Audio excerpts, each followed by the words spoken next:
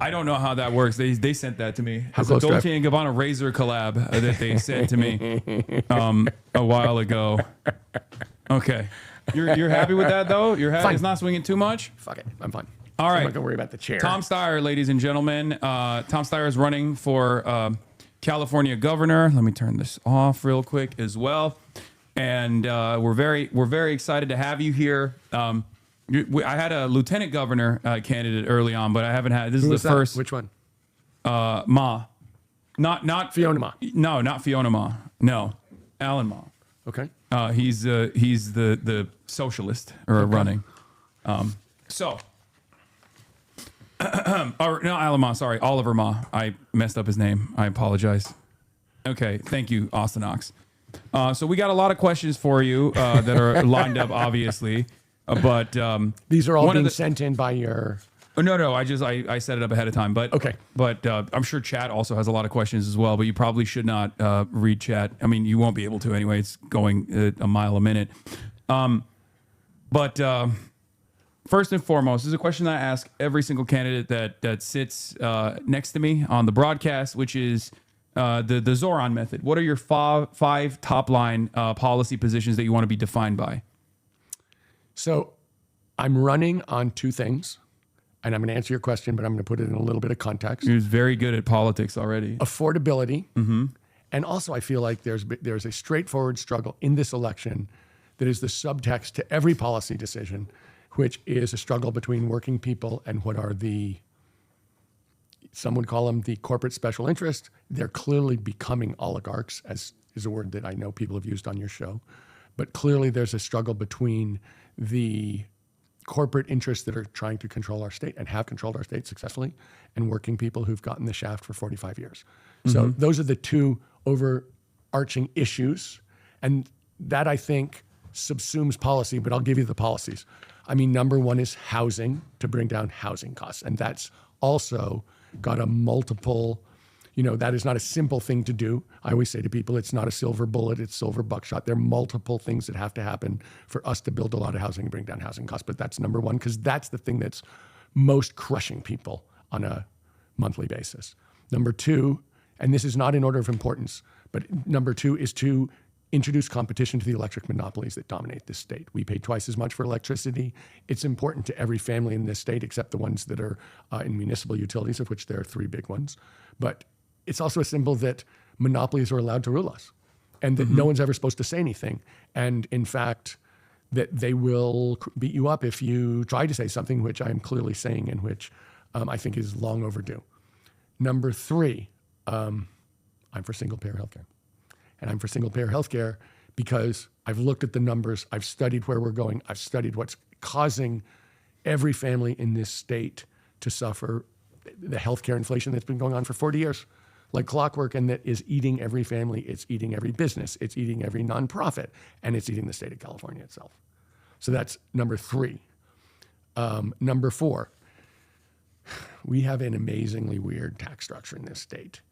And I have gone to the ballot box 3 times to take on huge funded corporate interests to close their loopholes. And that's the oil companies, the tobacco companies, and out-of-state companies that were gaming our state income tax. Number 4 in your list, since you're asking for 5, is to close the corporate real estate tax loophole that's been there for over 40 years, that's worth $22 billion.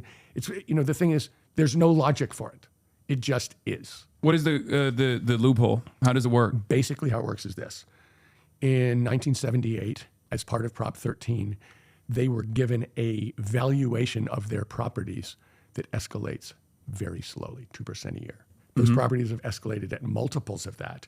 They are worth multiples of what they're paying taxes on. But the original point of Prop 13 was to protect families from being thrown out of their houses, because as the housing prices and values escalated, they couldn't afford to pay their real estate taxes on their houses, which they'd paid a fraction of in the first place.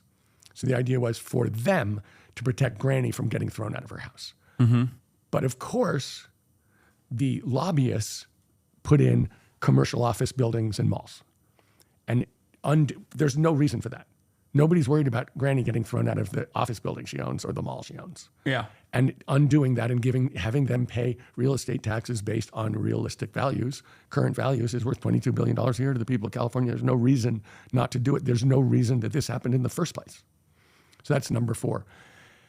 And number 5, I mean, these are not the only things I'm talking about, but number 5 is we ought to be a top 10 school in state in education. I'm sorry, we aren't.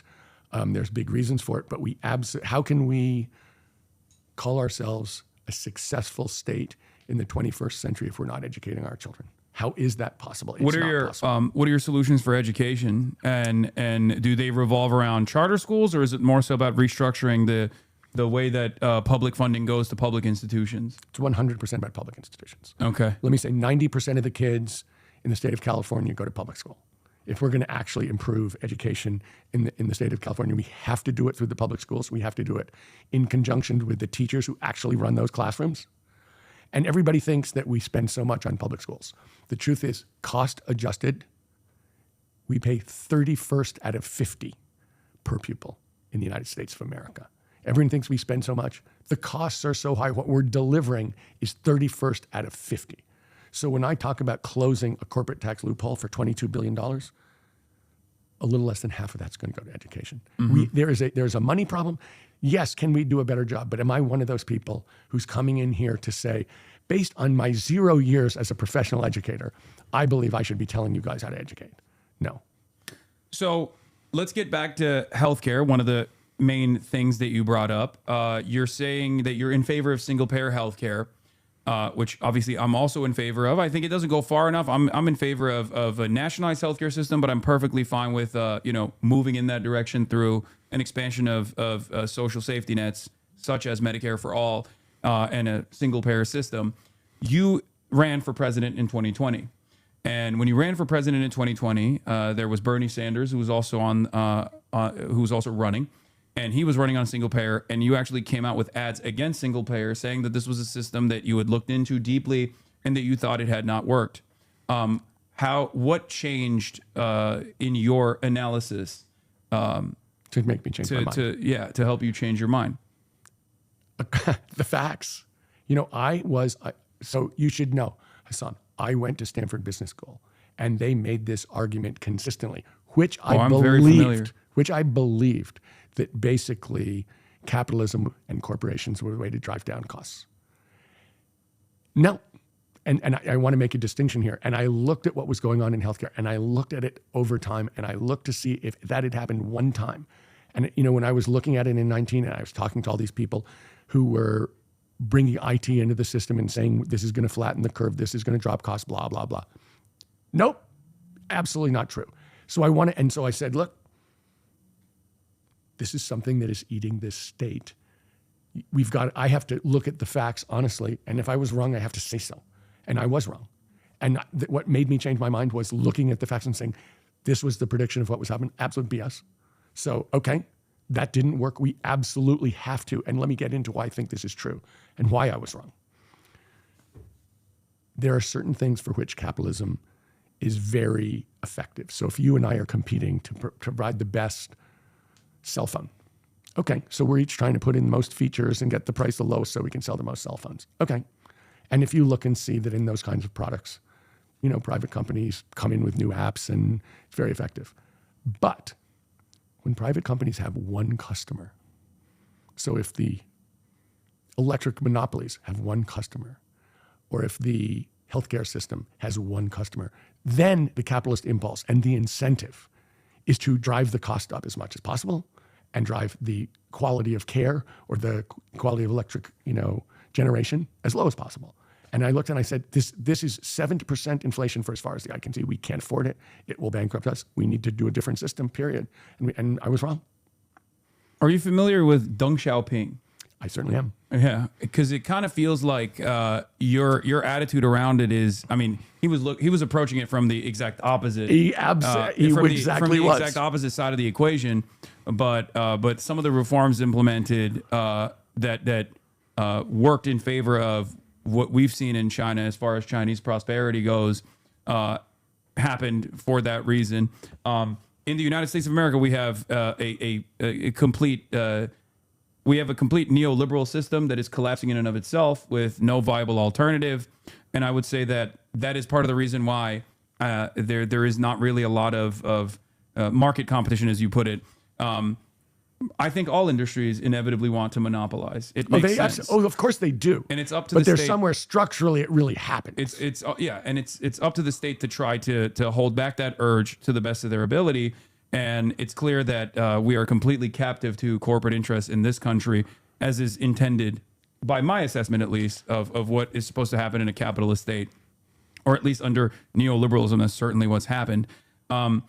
You're saying that in the field of healthcare, this simply doesn't work, and the results speak for themselves. America has some of the worst healthcare outcomes out of any OECD nation, and we pay twice as much. Yeah, and we pay the most amount of money. Now that helps the GDP, even though that's an unreliable metric to understand the overall health of an economy and certainly overall health of the population.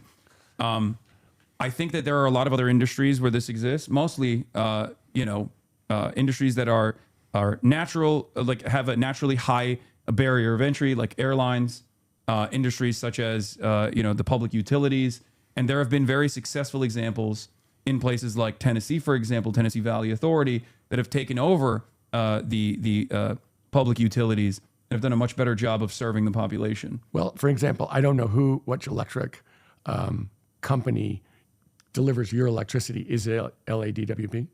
I think so, yeah. Okay, just so you know, that's a municipal utility. The costs to its customers are less than half of the electric monopolies run state.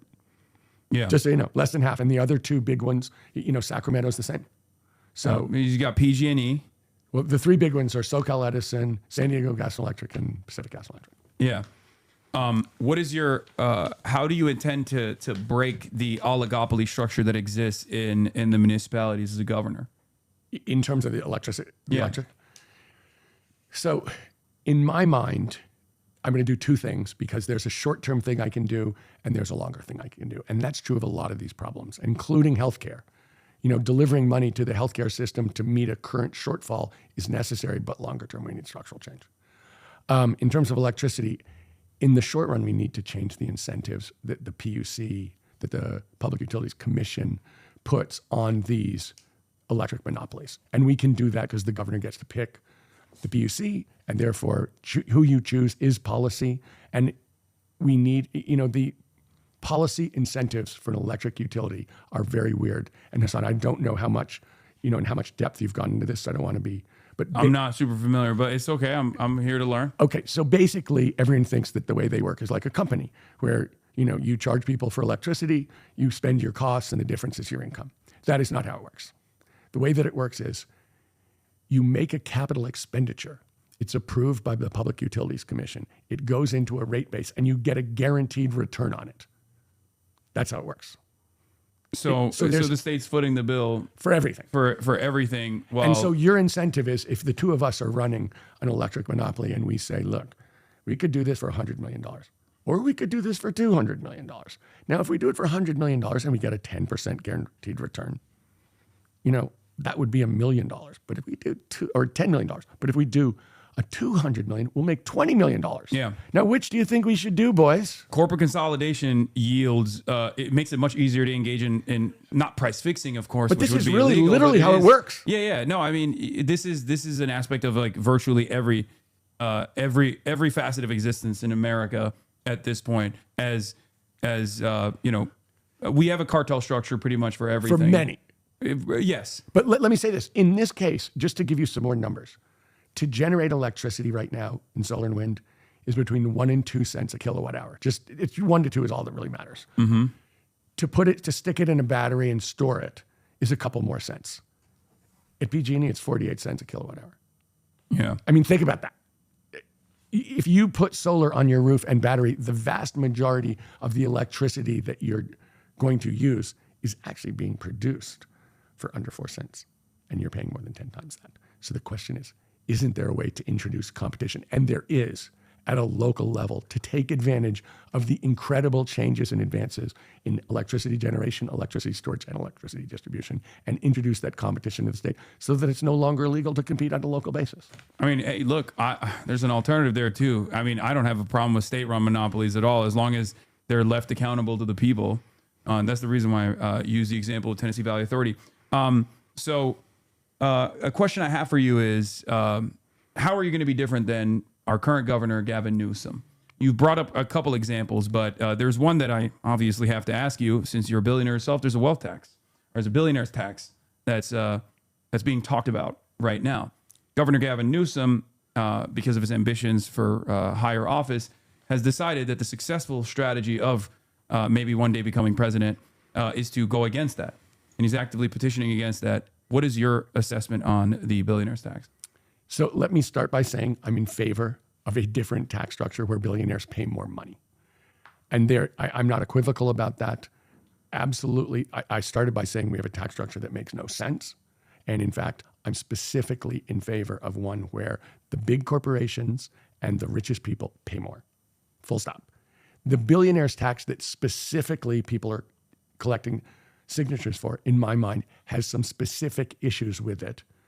And where I feel like if we're going to redo the tax structure, we should do it right because we're going to own it for a long time. This is a one-time fix. What are your issues with the billionaire's tax as it stands? This is a one-time fix. It's not, when I'm talking about closing the corporate real estate tax loophole, that's every year. That goes on. It raises more money and it goes on forever. And it's there. This is a one-time tax. Why not both?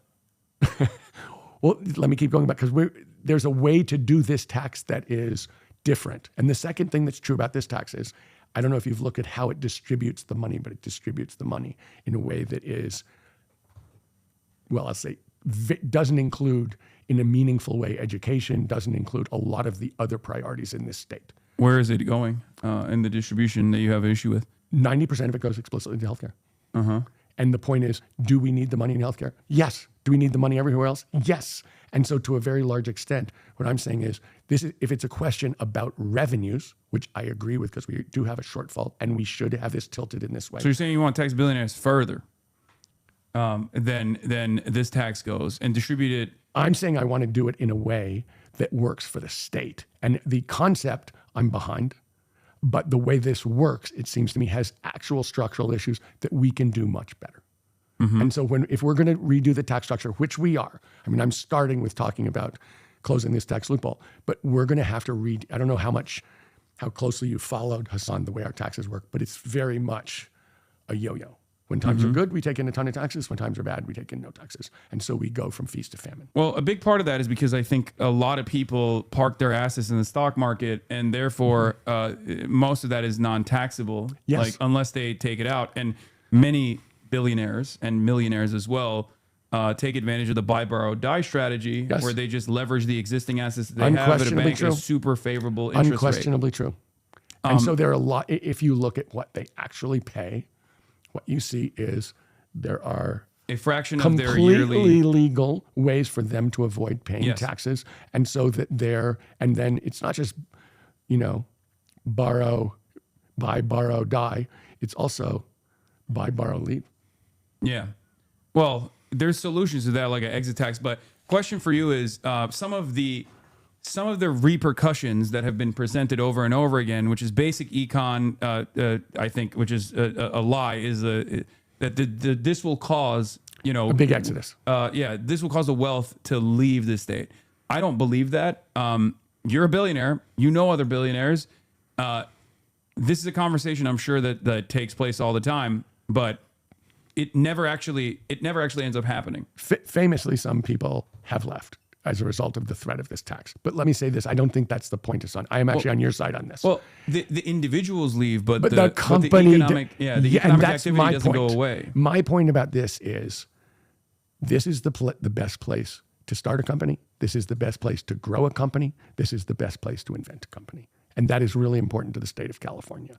And so to a very large extent, I am, as you were suggesting, I am truly focused on making sure that continues to be true.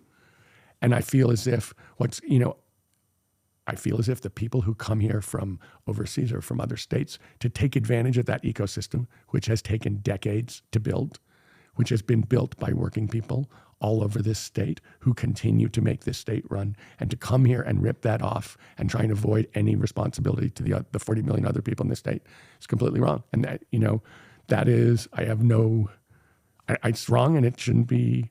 We should be protecting ourselves against that. So what's your perspective on, what's your solution to it is what I mean? Because people will say that a wealth tax could never work, right? A wealth tax is impossible to work out when in fact we already have something similar to that as far as like property taxes goes. Like there's always, there are people that can evaluate your increase in your net worth and try to tax the increase in your net worth year over year in a way that is sustainable, in a way that doesn't actually harm the producers. So let me say a couple things about taxes. Mm-hmm. Closing loopholes seems pretty benign, but that will have to go to the ballot. I've said we'll have a special election. And let me say this, before we write the rules for that, we will sit down with a whole bunch of our allies to make sure that it reflects everybody's interest. And so I am sure that we have other ideas that people haven't talked about as part of this campaign in terms of how to redo the way that we have, the kind of fees and taxes we charge. One of the things I really want to do, Hasan, is do that. You can't pass any of these things just because you're the governor. And I think it's really important in doing this, one of my favorite expressions, if you want me in at the landing, ask me in at the takeoff. That in fact, before we put something out, that we go to all the people who we view as the coalition that is pushing the interests of working people in this state, the interests of justice in this state, to make sure that everybody's on the same page. I think part of the reason why there is a broad popular support for this ballot initiative in the form of billionaires' taxes, regardless of whether it's the most efficient way to tax billionaires or not, is because people just don't care. People are like, I agree. don't care. It's anger. People are, look, and they're absolutely right. What we have seen is a group of people who come across as reckless, selfish, incredibly ambitious, and anti-democratic across the board. And so, of course, people are furious. And of course, people are furious that they have what seems to be, and actually seems to be, almost limitless wealth, which they're absolutely interested in preserving 100% of. And people feel like, yeah, they're angry, and they're right to be angry. It's absolutely right. And that's what's going on. When you had people on here talking about the oligarchs, if you see what's going on in this election, there is as much as there's what you're describing as the anger of working people at a system that seems rigged and unfair, with people who are extremely selfish and extremely obnoxious, trying to have their way. And on the other side, people are absolutely furious about what they feel is unfair. And they are going to push for all the things that I just said people are seeing to a further degree, to a much greater degree. And that's what's going on in this election. So of course people are mad.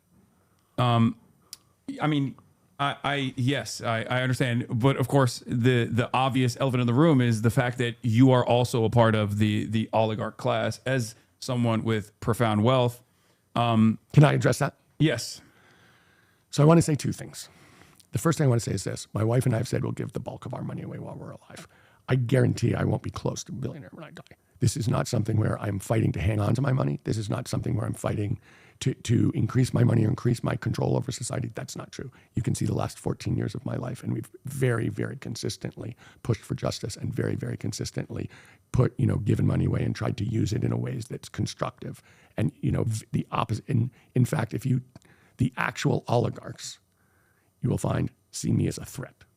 And in fact, the things that I've done have been very directly result-oriented to push back against that whole move. So, from my standpoint, and, that is not what I stand for in my life. That's not what I care about in life. That's not what my parents cared about. That's not what my wife cares about. That's not what my brother cares about. We have a long history of caring about what is your positive impact on society. And that's what I care about. Mm-hmm. And that is different from all the people who you see in the press consistently doing things where people are furious about their selfishness. Yeah. There are ways in which a lot of super wealthy people also engage in charitable contributions. One of the most common ways in which people do this is like the 501c4 structure, or the 501c3 structure, where Mark Zuckerberg he has designed his entire net worth to go into the structure, and it's oftentimes seen as like a tax shelter that you can go to at any given point and take out money from and continue to generate tremendous amounts of wealth, continue to accumulate tremendous amounts of wealth. What is the difference that you would say is with your approach to charitable contributions? Well, I'll give you an example of something that we've done for the last 20 years, Hasan.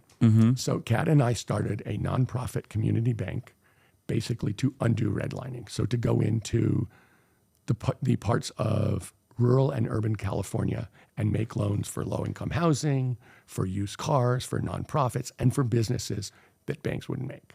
And that money is gone. That bank has to make enough money so the FDIC will insure our deposits, or it's not a bank. But every single loan is measured in terms of, does it help economic justice? Does it help environmental justice? And so from my standpoint, there's no way I get them. You're saying, you can put it in and it comes back. This can never come back.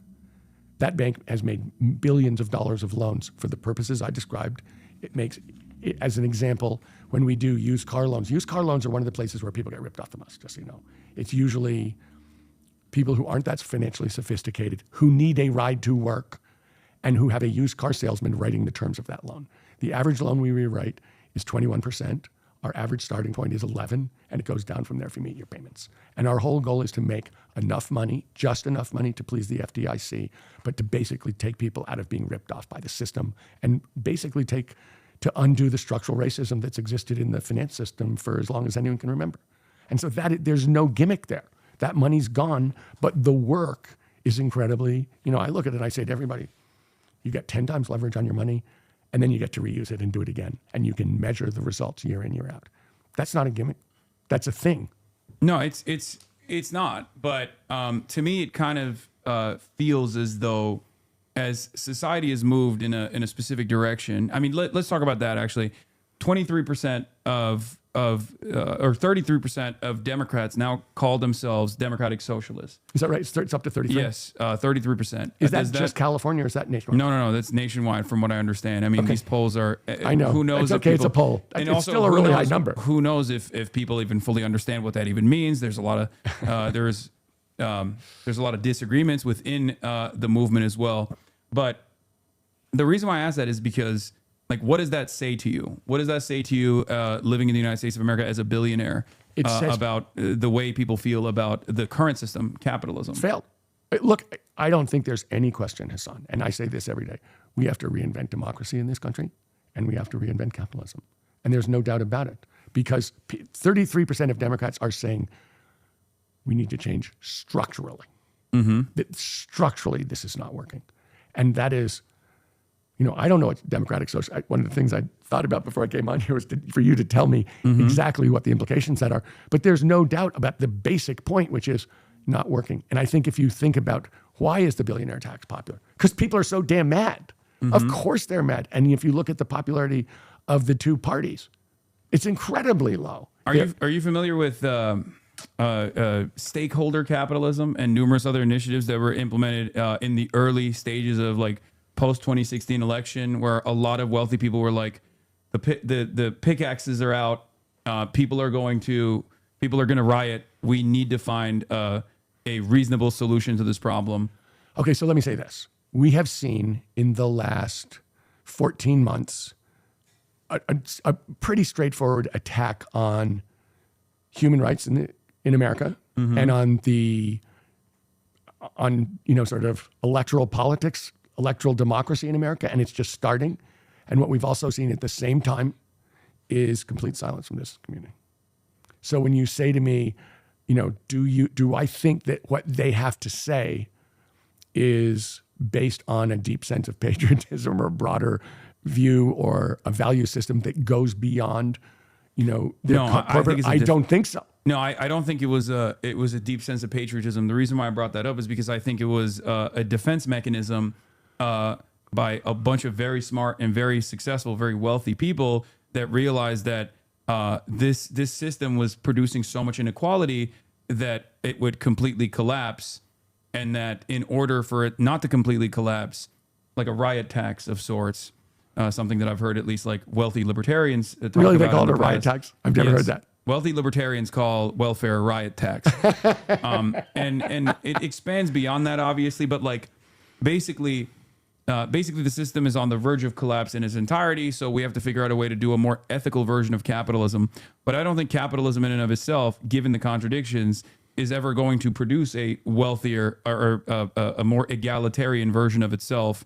That's just not how it works. Just as companies want to monopolize and eat out the rest of the competition and merge, the understanding is that the system is designed this way, and that eventually, no matter what happens, as long as in the absence of complete abolition, that there is always going to be a return to the exact same inequalities.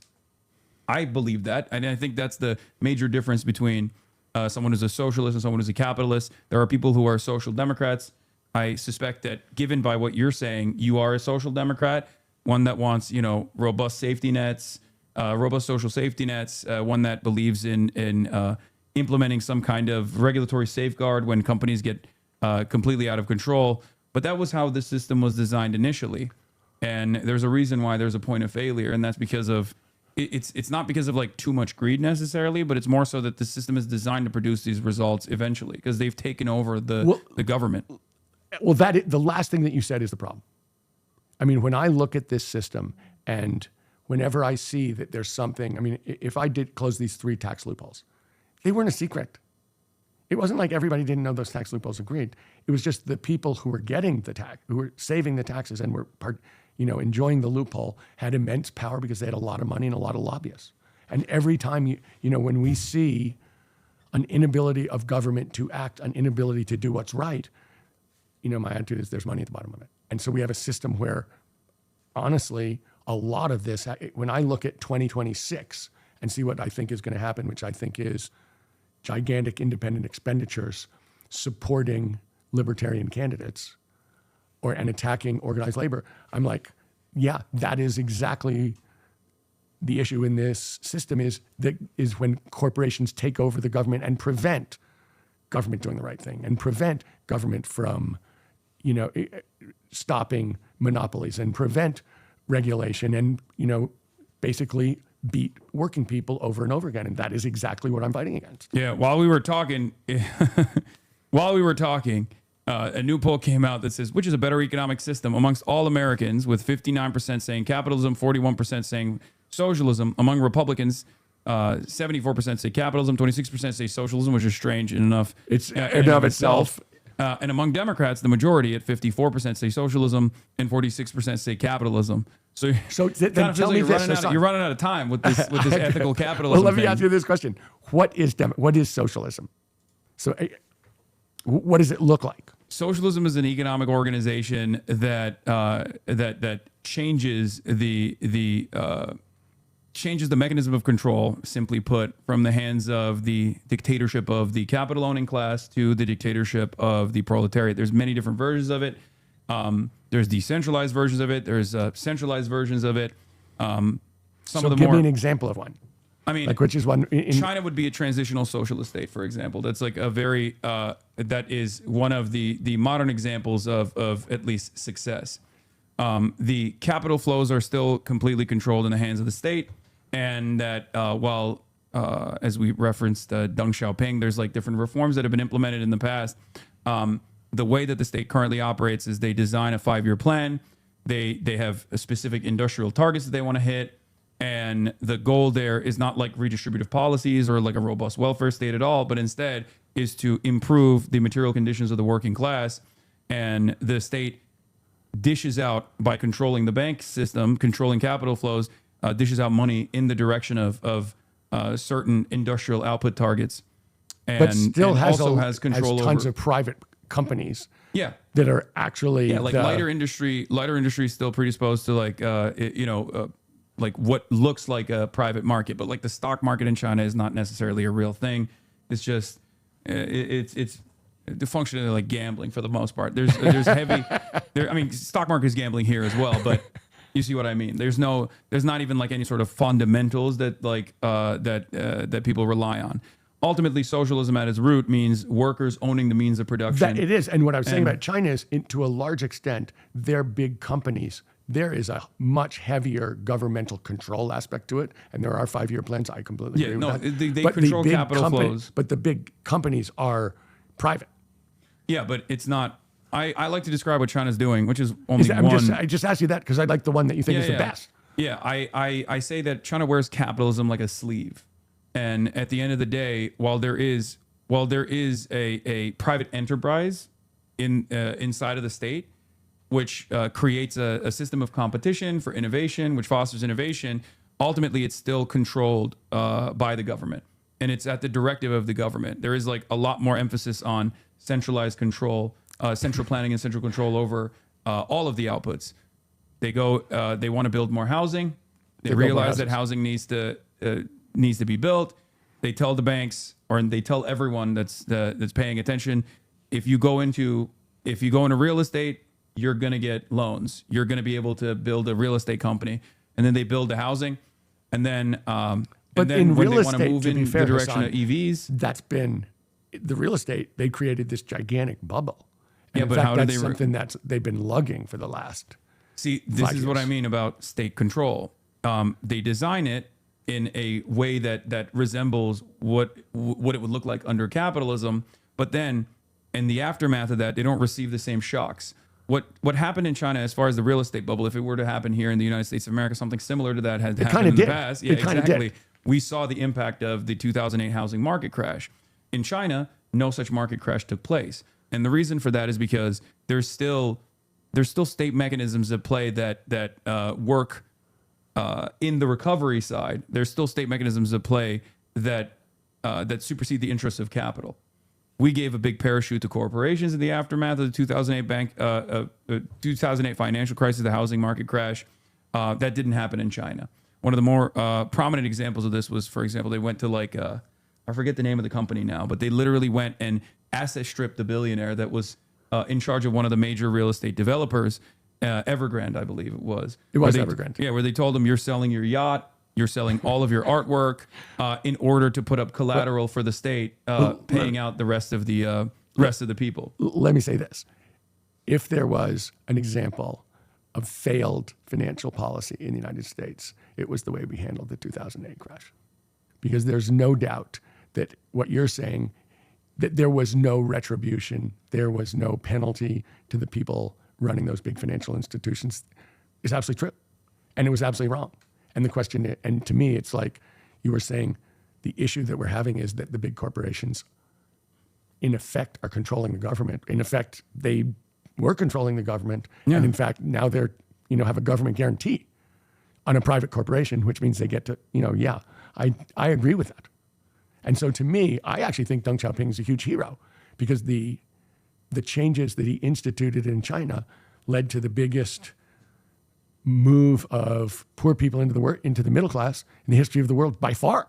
Yeah, and 1 billion people taken out of poverty, pretty much 800 million people. Absolutely amazing. But to me, that was what I'm trying to say, which is this. But the state control didn't go away. I understand that. But what I'm trying to say is this: he tried to design the incentives to let the Chinese people build them. I mean, I don't think he built them out. He gave them a framework to build themselves out, and they did an amazing job. And I think to me, he's a hero of somebody who could, you're saying, yes, he kept the government in control. And I'm saying, well, here the problem is, I agree with you. The government is being controlled by interests. Yes. In America, capital controls the government. In China, the government controls capital. That's the major difference here. And there's I agree with that. Even though one might say there isn't like a democratic process where they're like voting exactly, like input, output, voting exactly which way the government is supposed to be, which direction the government is supposed to be moving. Even in their own internal appointment process, like people are working from the working class background, working in the countryside before they get to the standing committee or anywhere near the command structure within the party. So they've developed a deeper understanding of like what the necessities are and how to materially improve people's living conditions, and the results speak for themselves. But let me say this: there's been a profound change in China under Xi Jinping. This is very far from California, but it's actually, but what I'm saying is this. Do you not like the changes that have been implemented under Xi Jinping? Well, here's the thing I dislike the most is he's president for life.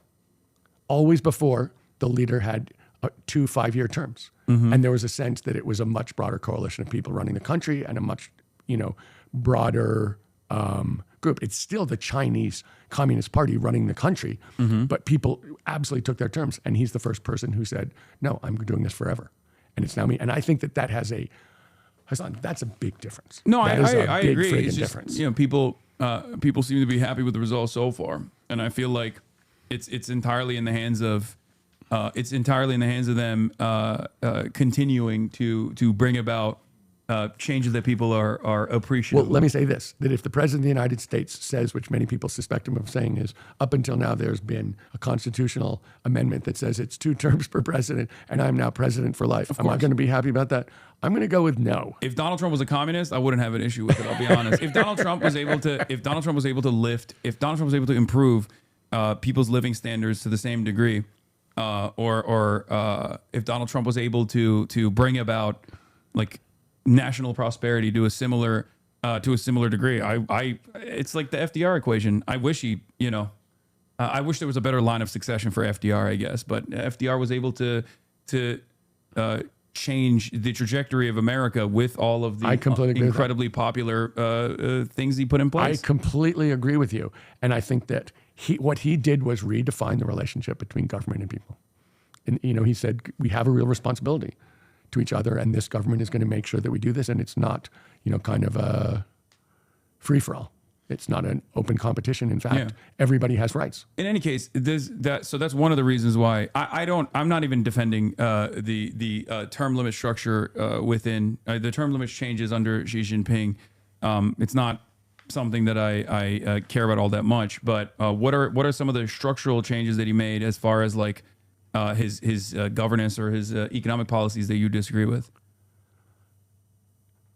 Well, it is more about governance, that he has very much cleared out everybody who doesn't report to him.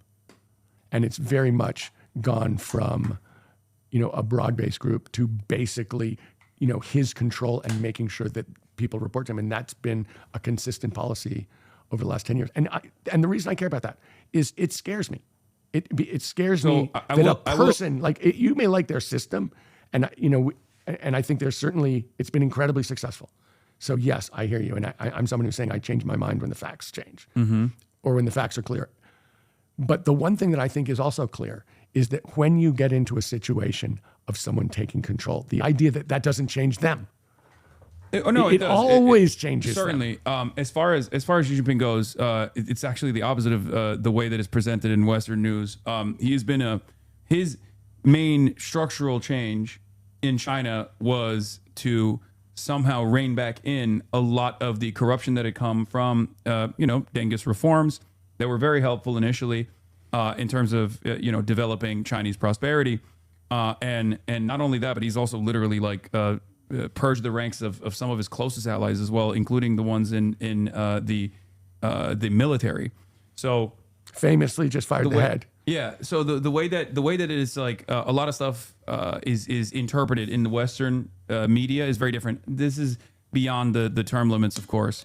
The term limits thing you do have a decent point on, but as far as what he has done in terms of anti-corruption has been very popular in China. Let me say this: I don't think we're going to a permanent governor of California. No, and I don't think we're. Yeah, we don't. And we I don't think need to we have. The other thing that's true is what your when we think is. about where we're going, we're starting from a place. We're not starting from scratch. We're starting from here. Yeah. And so when we think about change, it's like we don't have a blank slate.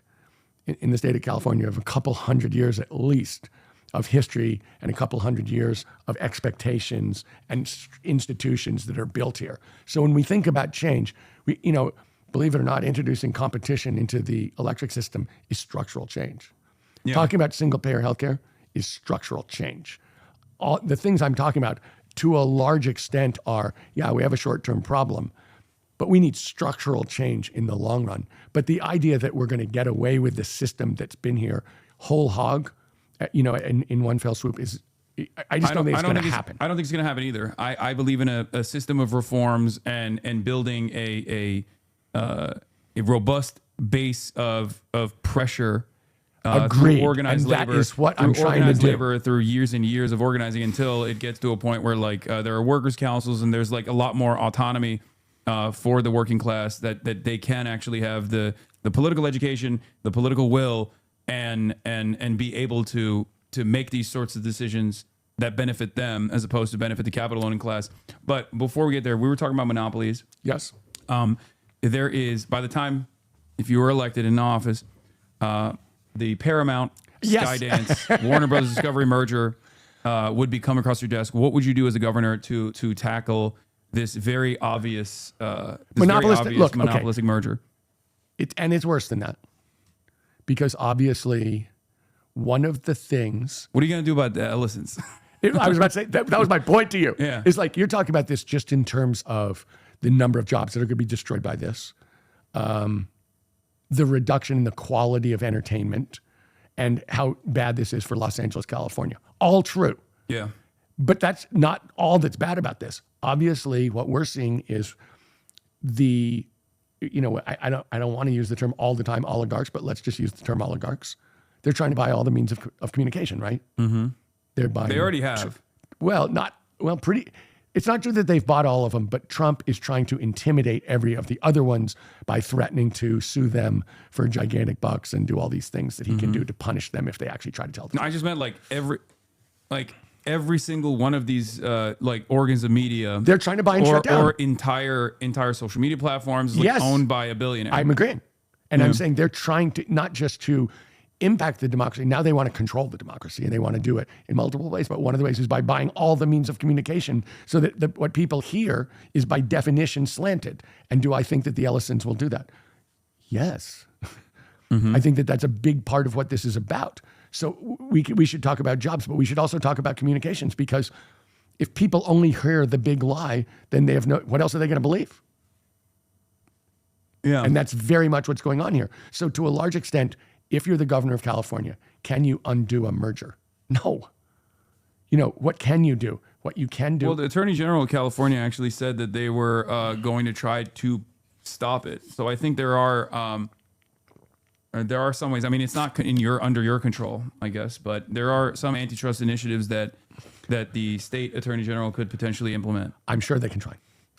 But Hasan, I can tell you, I've watched hundreds of mergers go down, and I've never seen it get stopped by a state. Have you thought about building a coalition with other states as well, if necessary? I mean, so I haven't, because it is honestly about California to a very large extent. This is very much a merger between California, about California companies. Mm-hmm. What I would say is, I would put this in a slightly different context, if you don't mind, and that's this. We are having a profound, dramatic, intense difference of opinion about everything with this administration in Washington, D.C. This is obviously an antitrust problem. Mm-hmm. It's overwhelmingly an antitrust problem. And that would be a very straightforward, untraditional antitrust law to say shouldn't happen. Yeah. It is clear that this president improperly is influencing what's happening here and is pushing it really hard. It is clear that he is happy to punish California. All the things we're saying are bad. Mm-hmm. Are bad. And the fact that they're bad, he considers them to be good. And so to a very large extent, what we're seeing is he is trying to punish California. And that is going on in multiple venues all the time and will get much worse as the election approaches in November. And so I don't mean to not answer your question about this merger, but to a very large extent, somehow California has to have ability to push back, to be organized and push back on this. Yes, we can sue everywhere, and of course we should sue everywhere. I get that. And, Rob Bonta is a good attorney general, and he will sue, and I'm sure he will continue to sue. But you have noticed that when the Supreme Court said no tariffs, Trump's answer was, okay, no tariffs, here's my answer, tariffs. Yeah. He's not someone who obeys the law. So but the question is, how are we actually going to make our case? How are we actually going to back this guy off? How are we actually going to support? And to me, that is about organization. That is about working with organized labor. That is about feet on the street. And it's also a vision of something different, because the real way, the last time we saw a corrupt, violent government suppression of people just living their American lives was the civil rights movement. And they did not, the way they backed them off Yes, there were legal things, but to a very large extent, it was about being organized, being in the street, having a different vision, and showing the world the difference between right and wrong. There's also there was an armed vanguard component to what we're talking about as well that certainly played a role in this pressure In in the this civil rights pressure movement? campaign. Yes, the Black Panther Party. I mean, the state of California, as a matter of fact, under Ronald Reagan, was the I think last time that Ronald Reagan took action against of gun ownership, the Mulford Act, if I'm remembering it correctly, after the Black Panther Party protested using their legal right to demonstrate with their arms. But you know, everyone plays a different role in stuff like this. I do want to ask you about ICE. Okay. So when you were a hedge fund manager, your firm invested $90 million in private prisons and detention centers. And I want to know how that aligns with your current stance on ICE, because from what I understand, you're in favor of ICE abolition.